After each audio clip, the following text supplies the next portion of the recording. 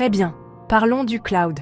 Si vous êtes un entrepreneur dans la technologie, vous savez déjà que le cloud est incroyable, évolutif, flexible et rapide. Mais soyons honnêtes, ces factures mensuelles, elles sont beaucoup moins incroyables. Et la dernière chose que vous voulez, c'est une application lente, juste pour économiser quelques sous. Alors, comment réduire les coûts du cloud sans sacrifier la performance? Voici comment je fais. Premièrement, je commence toujours par le monitoring. Vous ne pouvez pas optimiser ce que vous ne pouvez pas voir. Vérifiez quelles ressources sont réellement utilisées, car vous seriez surpris de voir combien de serveurs inactifs ou d'instances surdimensionnées traînent des gaspillant de l'argent. Utilisez des outils intégrés comme AWS CloudWatch ou Google Cloud Monitoring. Ils facilitent énormément l'identification de ce qui tourne et où vous pourriez dépenser trop. Ensuite, le redimensionnement, right sizing. Ne vous contentez pas de la taille d'instance par défaut. Examinez votre utilisation du CPU et de la mémoire, puis choisissez les spécifications exactes dont vous avez besoin. Ressources sous-utilisées, réduisez-les, surchargez, augmentez-les, mais seulement autant que nécessaire. Et rappelez-vous, les fournisseurs de cloud adorent vendre des options supplémentaires. Alors restez vigilants. Maintenant, parlons automatisation.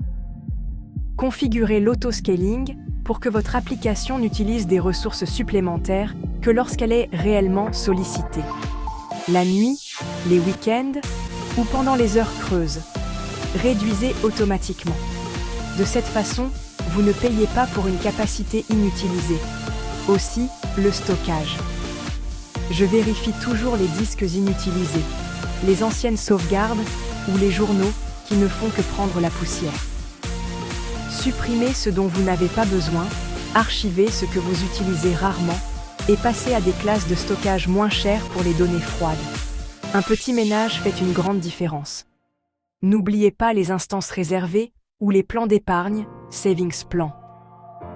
Si vous savez que vous aurez besoin de certaines ressources sur le long terme, bloquez-les. C'est comme obtenir un rabais de gros pour votre utilisation du cloud.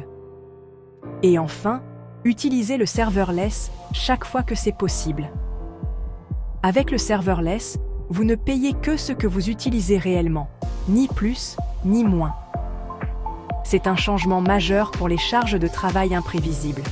Donc, pour résumer, monitorer, redimensionner, automatiser, nettoyer le stockage, utiliser les instances réservées et passer au serverless si vous le pouvez. C'est ainsi que vous optimisez vos coûts cloud sans ralentir les choses. Vous n'avez pas à choisir entre le coût et la performance.